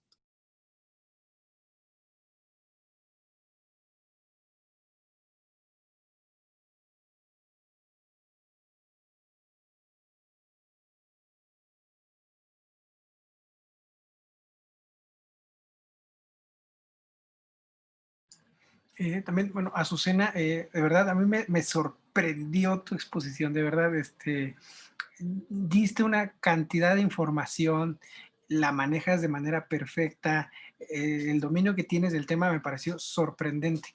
Creo que el tiempo que ocupaste estuvo muy apretado para poder, o sea, en mi caso, yo no podía seguir con el hilo de las ideas porque era una tras otra y no lograba comprender una y ya llegaba otra. De verdad creo que tu trabajo es espectacular, de verdad. No sé si nos podrías compartir tal vez de una manera, tal vez un poquito ahorita ya con más calma sobre digamos que el bagaje teórico del que te has nutrido para hacer este estudio del leitmotiv. Sí, gracias. Primero, el concepto lo trabajé a partir de la lingüística, bueno, de la RAE, como concepto general, y además de Jesús Alcalde, que estudia la música y estudia principalmente el leitmotiv wagneriano, y en Jordi Bayó, que ya hizo estudios cinematográficos acerca de cómo las imágenes se reproducen de forma recurrente y van creando una fotografía en la mente del espectador que con el paso del tiempo podemos analizar y comprender ya sin necesidad de que se nos explique. Y a partir de ahí desarrollé como parte de mi tesis de maestría el leitmotiv visual, el concepto del leitmotiv visual.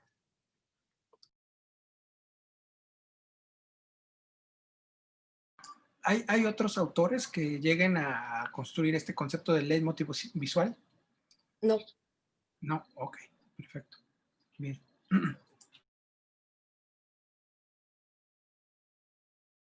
¿Alguien más tiene alguna pregunta, algo que comentar, compartir? Creo que, bueno, si no lo hay, podemos terminar. Solamente quisiera comentar aquí a Leonel, antes de bueno, Leonel hizo una pregunta de qué opinas. Me imagino que me preguntó a mí porque es del coronavirus, pero bueno, si alguien también quiere compartir su opinión. ¿Qué opinas de la película Coronavirus? Tal vez te referías, Leonel, a la película Contagio. ¿Okay? ¿Crees que esta nos preparó, nos advirtió sobre la pandemia, al igual que otras películas que hablan sobre estos temas como pandemia? Me imagino que sí es Contagio. Esa película es tal vez una de las que están más fundamentadas porque tuvo asesoría de epidemiólogos. Es una película, digamos, inspirada más que intentar anticiparse a los hechos de lo que estamos viviendo este año. Se inspiró en la pandemia que vivimos en el año 2009 y a lo que dicen muchos epidemiólogos, en el que era muy probable que en algún momento surgiera una enfermedad infecciosa que tuviera un carácter global. Eso para muchos epidemiólogos era muy claro. De hecho, no para muchos, para todos los epidemiólogos, todos aquellos que se dedican a esto, era muy claro que particularmente la influenza o alguna enfermedad respiratoria de tipo viral podía generar lo que ha generado e incluso que podría ser mucho más grave. En algún momento alguien me preguntó sobre esta película y yo dije que habría que tener cuidado también porque es ficción y que no quisiéramos interpretar la ficción o lo que pasa ahí, los elementos dramáticos puestos en esas películas para poder interpretar lo que no, estamos viviendo en este momento. Y puse como ejemplo que en esa película la solución del problema llega con una científica que se inocula su propia vacuna para poder ir a visitar a su papá que está muriendo en un hospital porque tal vez su papá es médico. Y bueno, el hecho de que se haya inoculado la vacuna provocó una anticipación en los procesos, una ruptura de los procesos de investigación en el que, bueno, ella demostró en sí misma que la vacuna era viable. Días después vino todo el asunto de los rusos, de los protocolos, e incluso me llegué a encontrar una noticia en el País o en el New York Times de científicos que se estaban inoculando sus propias vacunas. Entonces, lo que me encontré ahí es que, bueno, esa película a la que yo decía, no hay que tomar como referencia esta película porque, pues bueno, una cosa es la película, la narración, y otra cosa, los protocolos científicos. Pues no, pues los mismos científicos también son humanos, los mismos científicos también están sometidos a presiones sociales muy fuertes y ante la posibilidad de hacer algo con ellos mismos, pues algunos, no todos, una generalidad lo han hecho. Y este es un fenómeno también geopolítico. Lo que sí no hay que perder de vista es quién y desde qué perspectiva se construyen las narraciones en términos políticos. Esta es una perspectiva, una película de Hollywood, una película vista desde el horizonte de la interpretación que tienen los norteamericanos. Y obviamente ellos van a ser los héroes, ellos van a ser los que van a controlar, van a seguir. Y bueno, y hoy estamos viendo algo curioso que no necesariamente son los norteamericanos, que estamos en un mundo en el que la batalla científica es una batalla geopolítica y es una batalla también por el poder político.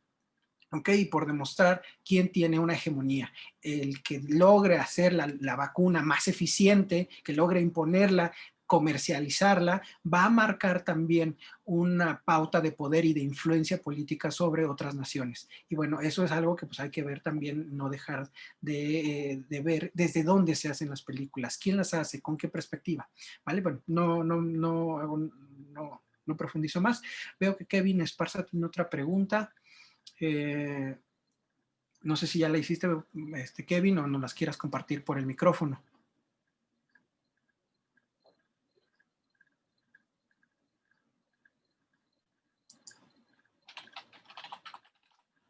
No, creo que ya no la hizo.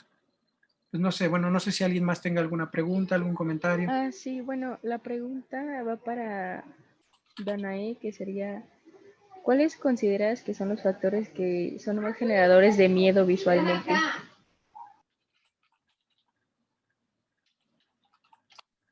Hola, ¿se escucha? Sí, bueno. Me parece que responde a la individualidad o a cada quien.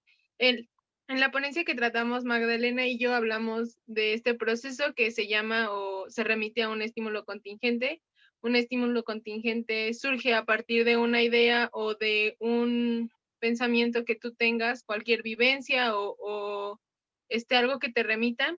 En el momento en el que llega un estímulo, en este caso hablamos de pantallas, hablamos de películas, hablamos de cualquier tipo de miedo, no sé, este típico miedo a los payasos, que alguien tuvo un momento pues complicado de niños y y lo que sucedió fue que como que tiene un trauma, entonces ahora al ver películas que son referentes de esto que trae cargando, se genera este estímulo, que lo interesante del estímulo no es que sea el detonante, sino más bien que te detona de acuerdo a lo que cada quien vive. Entonces, me parece que los estímulos contingentes responden a la pregunta que haces, que es ¿cuál es el factor principal que el miedo produce lo visual? Algo así entendí.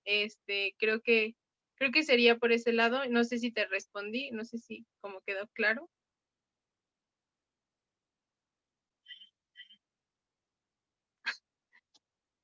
No sé, igual si Magda quiere agregar algo. Ok. Pues que sí, así como dice Danae, tiene que ver con cosas que hemos vivido y sobre todo lo que tratamos en la ponencia es la relación del espectador con la imagen. Si no existiera una relación, pues tal vez la imagen no nos interpelaría, no nos diría nada, pero o sea, casi nunca nos damos cuenta de que hay una relación, pero pues al haber esta relación es que nosotros reaccionamos y se nos despiertan emociones, sentimientos respecto a lo que estamos viendo, escuchando.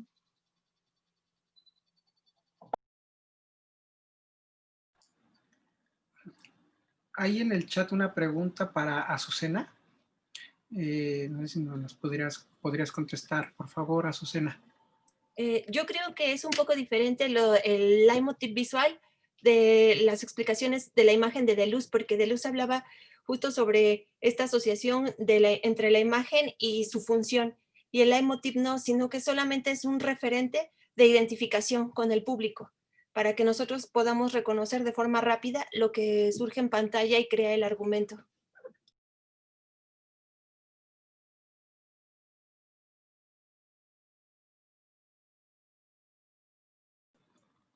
Pues si ya no hay más preguntas, pues bueno, podemos cerrar esta mesa. Les agradezco mucho a todos los ponentes, de verdad fue sorprendente lo que expusieron. Gracias a todas las personas que estuvieron aquí con nosotros. Y pues bueno, muchas gracias por su tiempo y por haber compartido este espacio juntos.